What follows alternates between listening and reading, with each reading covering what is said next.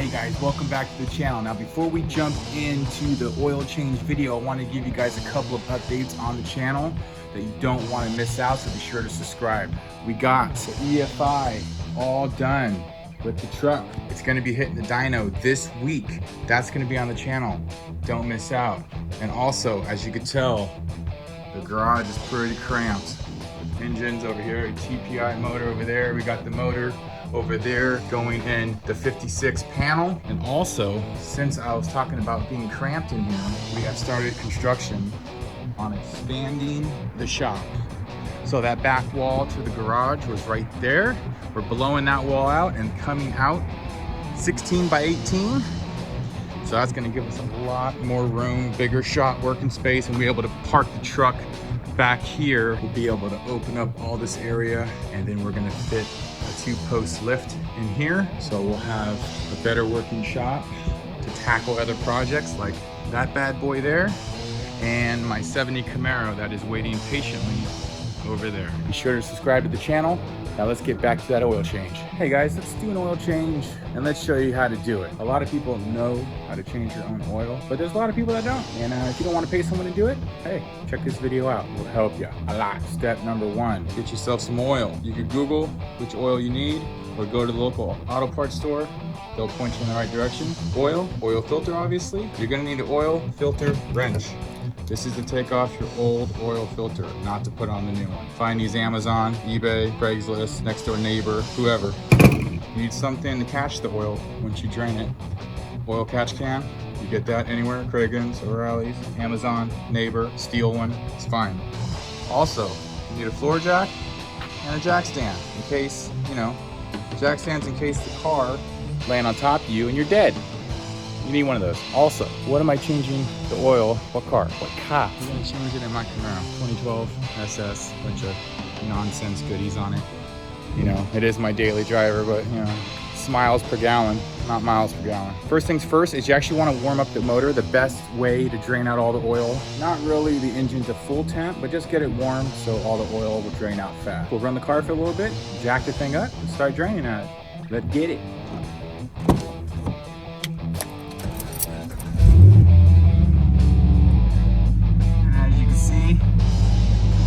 Got a little temperature.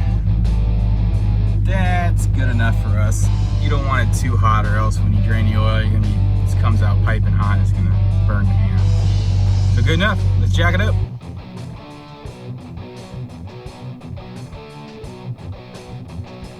All right.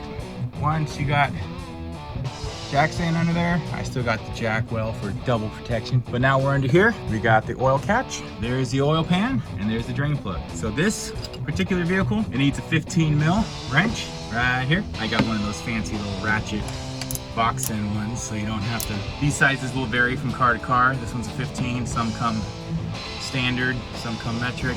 You screw in halfway, none should be dripping out. A good drain plug, oil will not come out until it is practically completely out. See, look at this. I'm almost out and still nothing. Once you get really close, boom. See that? Oil going in. This is the drain plug. You generally just wipe it down. The gasket on this one comes with a little gasket O-ring setup. There's a copper crush washer that goes on this, and it crushes on to that so it seals. You would have to change that after every oil change. This one, they're reusable, and usually all the newer cars now, they come with styles like this, so you don't have to mess with the copper crush washers. While this is draining, you can also take off the oil filter. Now the oil filter, white thing right there, that's where the oil filter wrench comes into play. Got my wrench there. Your twist is really close to the oil pan. You can see the oil pan is notched out for it. Makes it a little bit of a pain. So this, once you get it loose, you go a little bit and then it'll start dumping out. See that? So I like to go until a lot of it starts draining like that. This is the only section of the job where, yeah, your hands are gonna get a little juicy. Once it drains out, or until your patience runs out, which is basically my case, patience. Unscrew this bad boy. It will be slippery, so make sure to catch it, or else you're gonna get oil splashed in your face. You gotta just turn it about 20,000 times, and then there it is. And then you just tip that bad boy over and rest it right there. Now it's time to put the new oil filter in. Now you just slap this bad boy on there right now, dry, right? No, you actually wanna put a little bit of oil on this O-ring that goes all the way around. And how I like to do it is, since I'm in the pan here, it's relatively flat, just go twist, twist, twist. And there you go, you got your oil. You could rub it around with your finger, make sure you get an even coat. And that'll, believe it or not, ensure that you get a good seal up in the motor. And these go on hand tight, guys, so as hard as you can with just your hand. The vacuum from the engine will actually pull it in tighter, which is why you need a wrench to take them off. You could almost see where I'm at. There we go, right there. That's where we're at.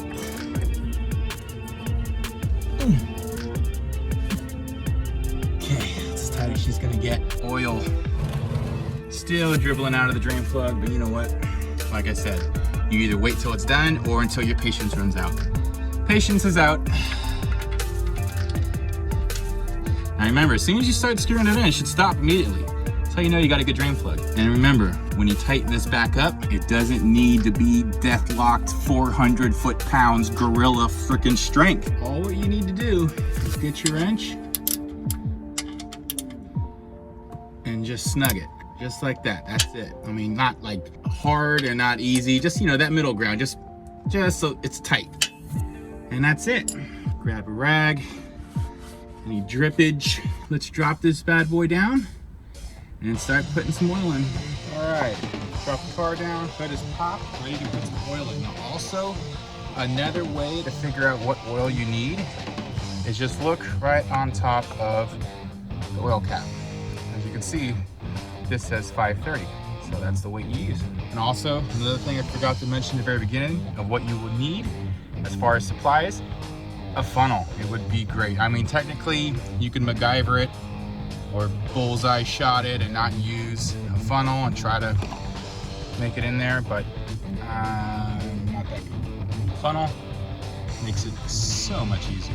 This car requires about 7 quarts. You got a 4-cylinder, it'll take anywhere between 4 to 5 quarts, and then 6 cylinders, 8 cylinders, SUVs, trucks, stuff like that range from 5 quarts to 8 quarts. 5 quarts in, check the old dipstick, wipe it clean, insert it all the way till it snaps all the way in, pull it out, and then that'll give you a decent accurate read. It is, you'll have to twist it a few times, but it looks like it's barely even at the first dot.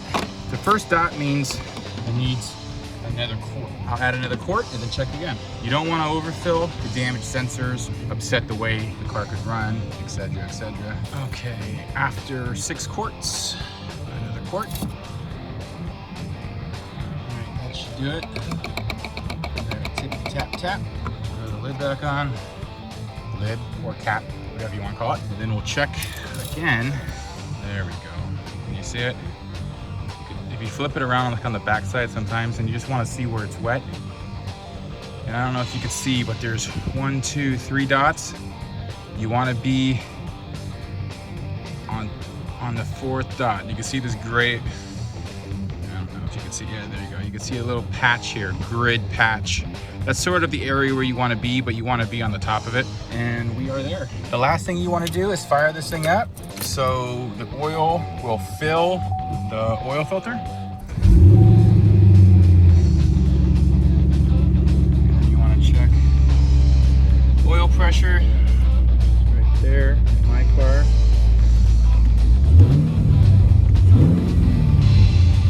Oil pressure is good. Getting almost 50 pounds RPM. Once you establish oil pressure, you know that the oil filter is full. So now we got to check the dipstick one more time, because the amount of oil that went in the filter is now out of the pan. So we have to make sure that we're at the proper level. We are good. We're right on the money. All right, guys, you did it. You changed your oil without dying. Awesome. Hope you guys enjoyed this video. Please please subscribe if you're into hot rods and projects and building stuff. As you can see, well, it's covered now, but the truck was there. We got motorcycles, we got engines, we got classic cars, all this stuff. My 70 over there, all this stuff's gonna be on the channel. Tons of projects, tons of hot rods, tons of horsepower. But until then, I'll see you next time, guys. Peace.